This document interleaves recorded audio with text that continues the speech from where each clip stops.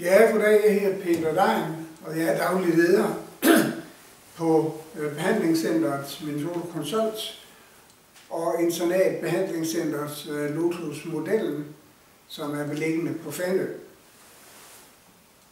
Jeg står her med en skjorte i hånden og et varmt strygejern på et strygebræt, men det er ikke for at lære nogen af jer at stryge skjorter. Det kan I sikkert godt i forvejen, men det er mere for at vise, hvor langt jeg selv er kommet med mit kendskab til de 12 trin, og ligesom forskellen imellem det at være tørlagt og det at være blevet ædru. Jeg kom selv i behandling for 17 år siden, og siden den tid har jeg ikke rørt en dråbe alkohol. Der er samtidig sket det, at jeg har hele tiden været i en udviklingsproces. Og hvordan er jeg så kommet i det? Det er det, jeg prøver at fortælle om, mens jeg står og stryger en skjorte.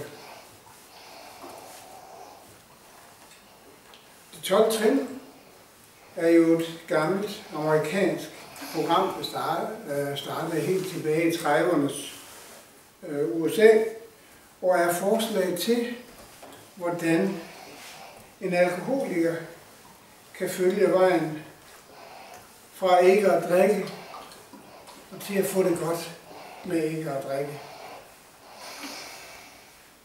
Det er et sæt leveregler, kan man sige, som er bygget op efter nogle spirituelle principper. Ikke at forveksle med religiøse principper. Der er ikke noget religion i det her program. Man kan tage det, eller man kan lade det ligge. Som jeg før nævnte, er det forslag.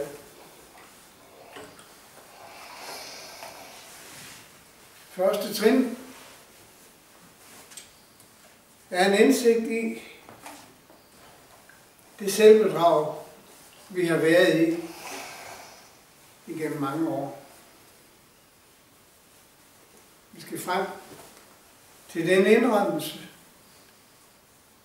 at når vi drikker alkohol, så er der ikke længere os, der er i kontrol med os selv. Magten skifter ligesom fra mig over til alkohol. Når jeg har forstået det, altså den her magtesløshed over for alkohol, så kan jeg gå videre og forstå, at når jeg drak, så kunne jeg ikke klare mit eget liv. Jeg kunne ikke håndtere noget som helst. Det var kun, når jeg ikke drak, at jeg kunne håndtere noget. Så første trin handler meget om det selvbedrag. Og hvis vi begynder at se på det, der skaber selvbedraget, er det jo nemlig det, vi kalder principper i programmet.